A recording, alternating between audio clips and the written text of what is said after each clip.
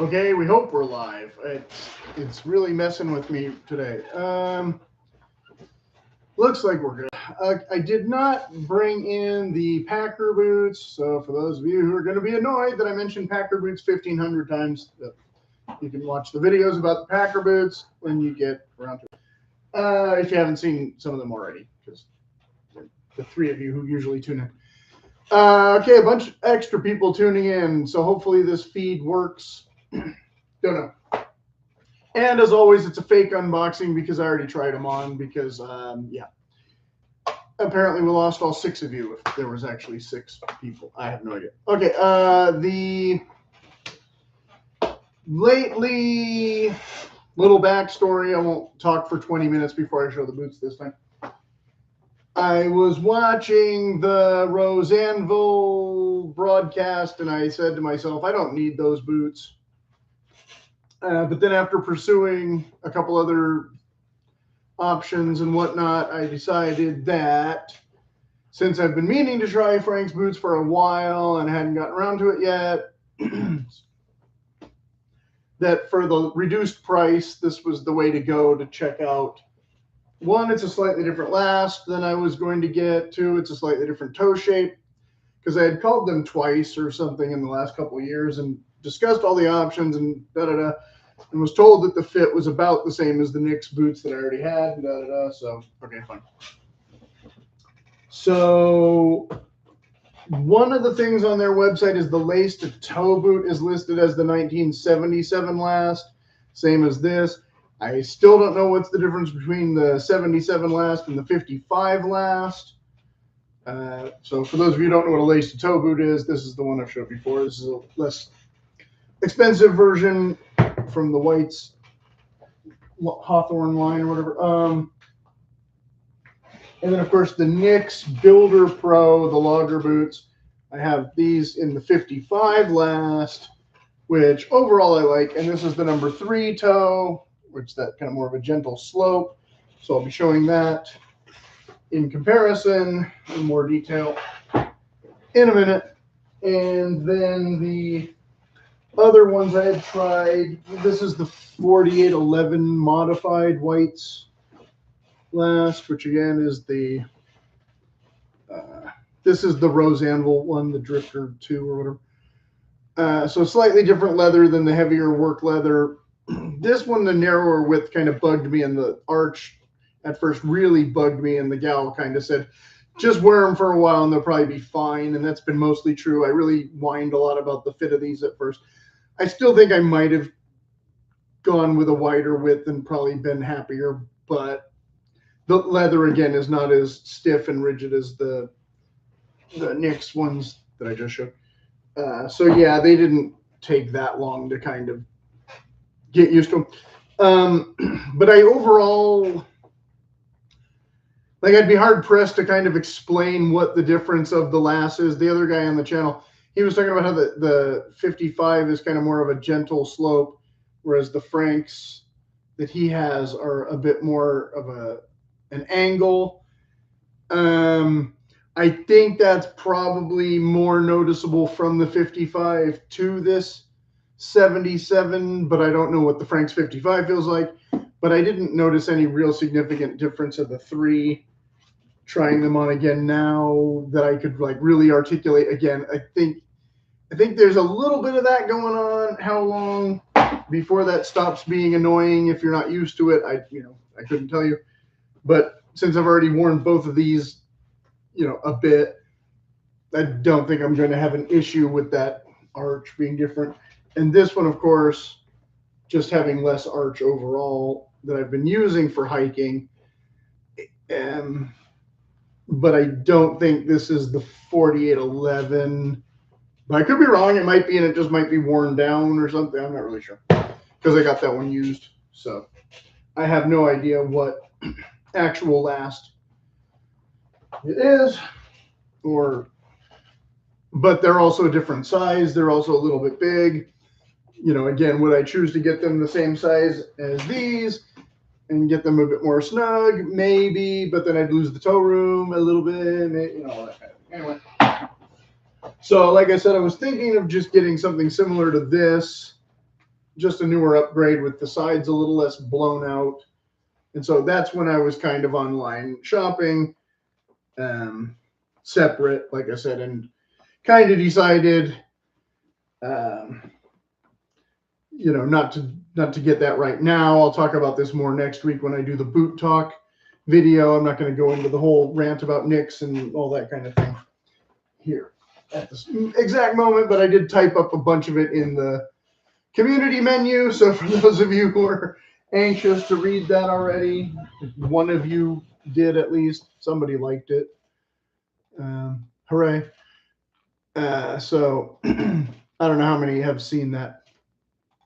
And also, before we go too deep, we're still only at 6 minutes.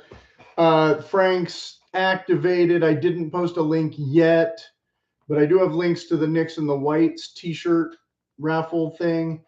And Frank's wasn't participating, but I think they are now. So if you go to their website, you can order a shirt from them, I think. But I still don't know about the sizing of the shirts. I ordered in extra large, and I hope I'm not swimming in it. But we'll see. Okay, so without as much ado as often. So what happened was, again, I was shopping for a totally different boot. And this falls into the compromise boot category of things I really don't need, but couldn't resist the price, which I know it's a pitfall that you should avoid with most stuff, but with really expensive footwear, I make a couple exceptions. Rather than get, well, see, again, when I got this one, I just was kind of, I don't know, I was expecting this and this and this for the price. And, you know, overall, there's, you know, again, I think they could have been a little more honest about the sizing and the fit, but I basically got the boot that I ordered. I mean, you know, that wasn't the issue. It's just at the time it was the most expensive boot I'd ever ordered. And these were still less expensive, so hooray. And Nick's has a similar leather, but they use a different name, I think, than Latigo. But I think it's basically the same Wicket and Craig stuff that they charge $200 upcharge for instead of whatever. But it's supposed to be a leather that you kind of have to baby a bit more.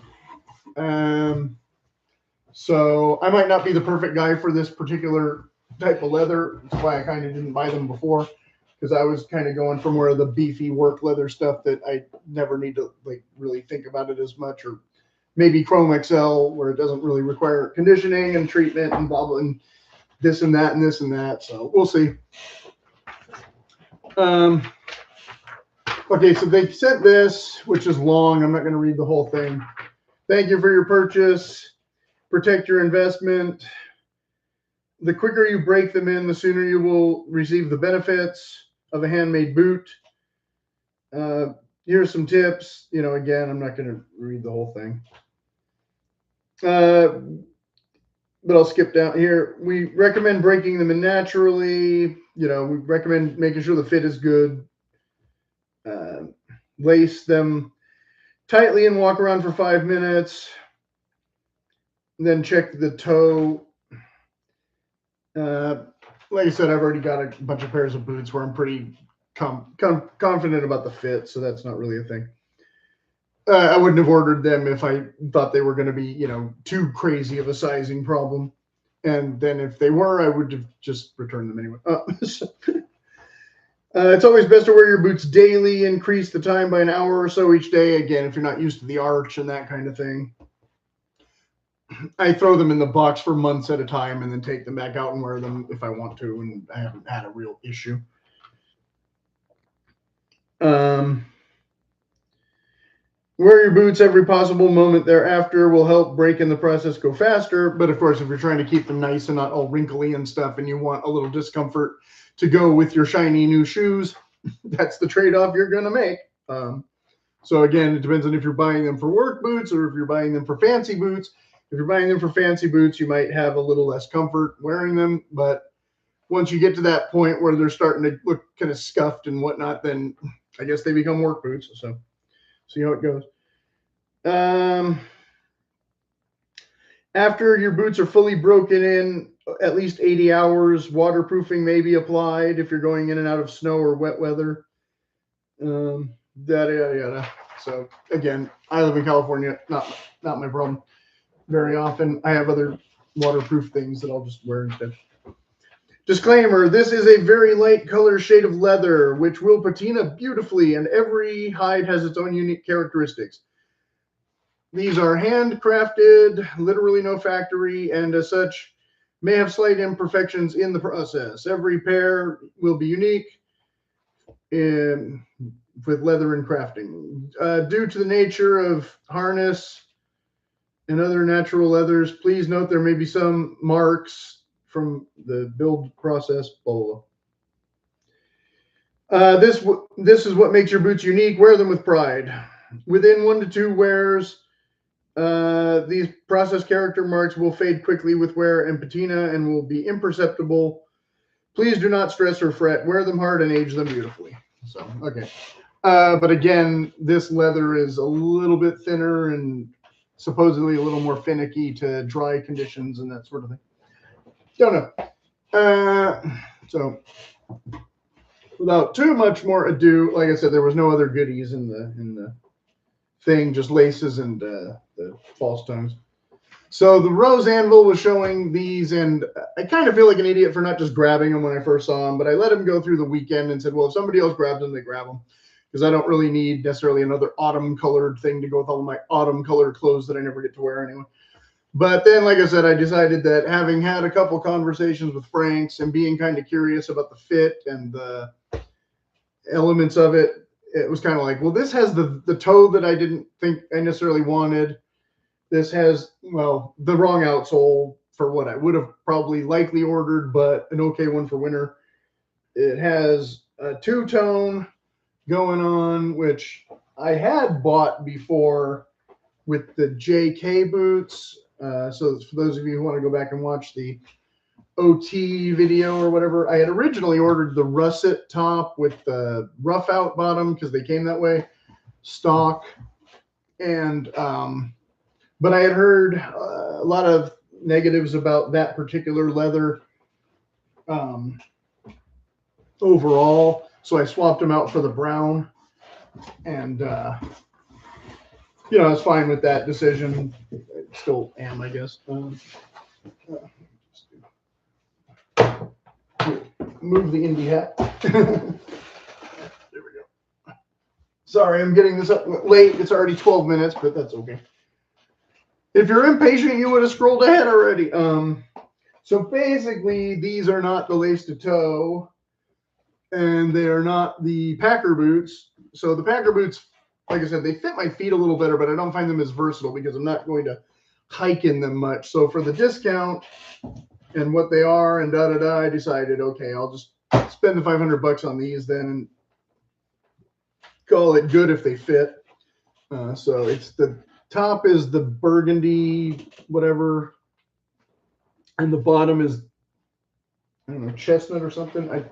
It's not on the box. I'd have to go back and check the website what they were called. They didn't have, if you were buying these on eBay, you would probably not order them without asking the guy a whole bunch more questions, like what's the actual wrong with them that you're discounting them, and why isn't there more pictures and all that kind of thing.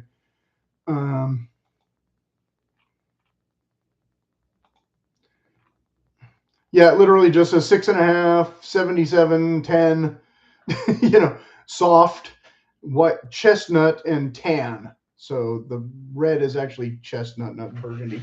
And the tan is actually tan, not chestnut. So that's that. So it won't be hard for y'all to figure out which ones they are because, like I said, Roseanne will just showed them last week in his video.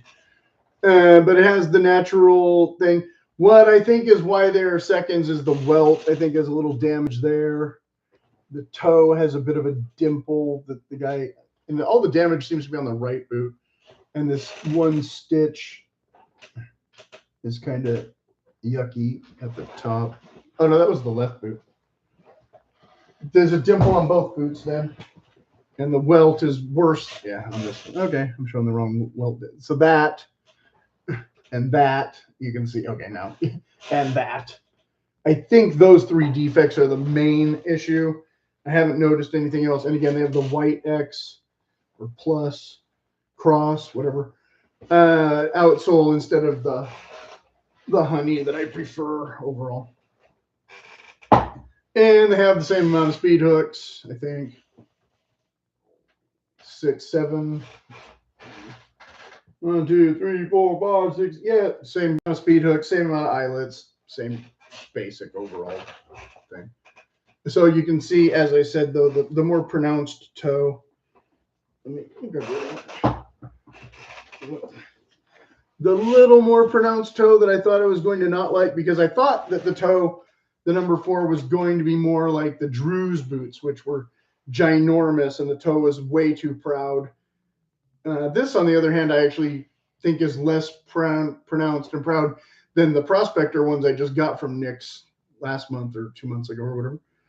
So I actually like the look of it a little better after being all dead set against it and thinking I only wanted the 3 toe. Nah, but it is a little more pointy.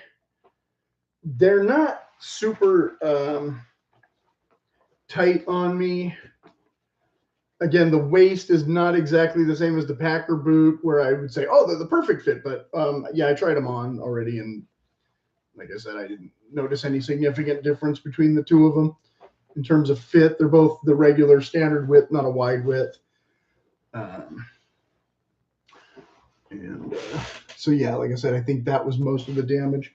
The other one being a little less noticeable, but both, somebody stuck their thumb in both of the toes to make sure they were the right length according to the fit sheet or something, probably. So I think these probably got delivered. The guy said they're too small and sent them back. I could be wrong, but that would be my first guess. Or they didn't. Again, I don't know if these welts and things got damaged in shipping, or if that happened in the process. But this one, it looks like I could just trim that with some scissors, and you wouldn't even notice it sticking up like that. I think I just have to be careful and snip it a little bit, and it'll be all right. Again, this lace bunch up being, or not lace, but stitch being kind of a blob won't affect the wear of it. You'll notice it when you look down. Oh, there's a big black ball of thread there. But again, for the price, I guess I'll take it. The leather is still pretty stiff. It's not like feeling super thin and flimsy-ish, although I would say, yeah, it's probably still not as thick as the work leather from the Nicks, but I think it's thicker than the black leather from the Rose Anvil from the whites. I think it's very comparable to this chestnut. Maybe a little more supple. The chestnut's a little stiffer, but, or I'm sorry, the Italian cypress. This is the chestnut. This is the Italian cypress. The Italian cypress is a little more stiff, but not necessarily that much thicker. So it's pretty comparable. Yeah. Again, keep them pretty until you decide that they're ready for more aggressive use or whatever. The backstays, I don't think are too cockeyed. Usually that kind of thing can be. These don't have a pull tab, so they have that kind of nice long, but it's not a single piece, obviously, this being an overlay. I don't think the pull tabs are as necessary on a 10-inch boot, even as I originally thought they were. Some of the Nicks ones come standard with it. So if you want the Packer boot without paying $70 upcharge just to remove the loop, like, it makes more sense to just get it with the loop, even if you don't care for the loop, because why are you spending $70 just to eliminate this? I don't know. I mean, if you have extra money, then fine. But that's why the one pair I did pay the extra and did some other, and probably overpaid. But again, I was trying things out. So again, if I went and bought the other Packer boots now, I would definitely be less like, let's make them the ultimate experience instead of let's save $80. So again, kind of a standard Logger heel. I'll have to remember which boot I showed more or less. Show them both at the same time again. Switching hands. So the overall workmanship or craftsmanship or whatever. Like I said, I don't think the backstays are too cockeyed and asymmetrical. Maybe a little bit. I don't think the heel stacks look like one's taller than the other or anything like that. Overall, like I said, I couldn't notice anything significantly wrong except for a little bit with the welt. There might be something hidden that I don't know about. Again, they did go with same as the other. Well, I didn't do these as MTO, so I didn't have any say this time. But with Nick's, every time I've requested a full length sock liner, and every time they've ignored me and given me half, these have a half. Again, like I said, the arch, like I said, might be a little bit more of an angle, you know, where it's pronounced, where you'll feel it more if you're just not used to wearing high arch boots. Once you kind of get used to them, I don't expect that. Again, the brown fully gusseted thing with this is to protect that. The hardware I expect is the exact same hardware. Yeah. So they all use basically the same brass rivets. Again, I would typically try to get more eyelets than speed hooks if I had my choice, but it is what it is. It's, buy them or don't. You know. Okay, well, fine. I'll see how they are. And so again, there's a little bit of creasing and whatnot. Again, I think somebody already tried them on, is what that's from. Not damage from the build necessarily. Because I didn't really, I know I didn't do this because I didn't lace them up past the initial thing with that. So yeah, and I didn't look at I didn't take them out yet to really look at the gusset, but the gusset's doesn't seem creased, so they might have laced them up halfway or something and decided that they just don't fit. And that's about the size of it. So, you know, you got the screws and then the nails in the heel. Same. You've got the Vibram logo and they look more or less centered. I don't see any real. They don't have stitches through the outsole, which is kind of a typical stitch down feature. But I did notice that on one of my other recent pairs, yeah, this didn't have it either. So I guess they're doing away with that when they don't need to. And there's nothing really on the inside tag. It just says the size. And then you can see the rough interior, no lining. You can see this is a smooth, thinner leather, whereas whites tends to use the same leather as the exterior more often. So it can be a little harder to break that layer in. This, they didn't send a lot taller one. It's just got the standard. So I'm sure I have extra somethings lying around when I want to put the taller tongue. And at one time, I think I bought some extra ones from Nick's just because they kept sending me the wrong ones because I wanted the Packer teeth instead of the logger teeth. So of course this is the logger teeth, same as a bunch of the other ones that I ordered or didn't order or tried to not order. Always something. So wow, okay, well that's 24 minutes of me talking. So that's, so like I said, my first so far experience with Frank's boots. Like I said, they seem to fit fine, and I got for a nice low price. And I don't know what is the difference between the two lasts, and I don't know if it would be, I assume it would be better to get the 4-toe if you were getting a composite or Celastic or steel toe or something under there, but these didn't come with that. But again, they don't seem too crazy bulbous. They just seem like a pretty nice shape overall. So no real complaint about the toe shape. In fact, I might order another pair kind of more like this in the future.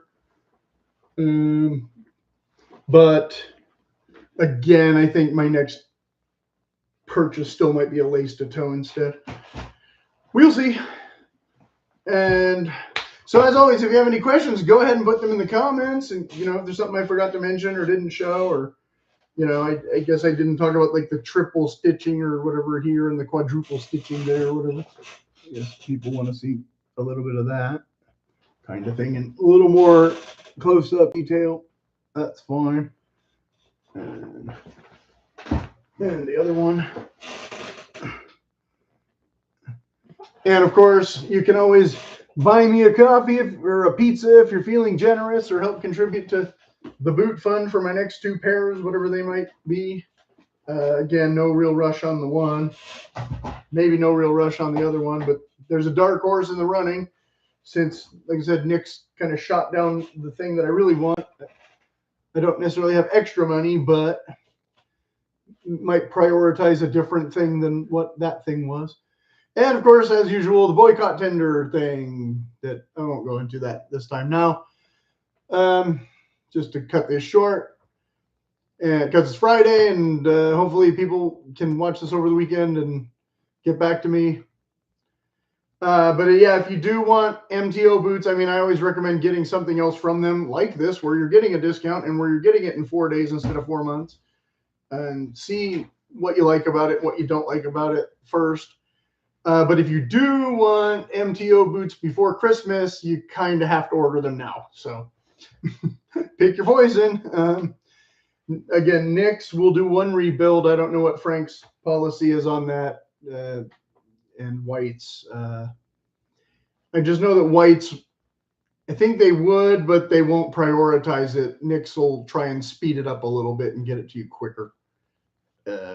Maybe White's will say, no, we do that too. But when I did those, again, the reason I kept them was because I didn't want to wait another like 3 months for boots. So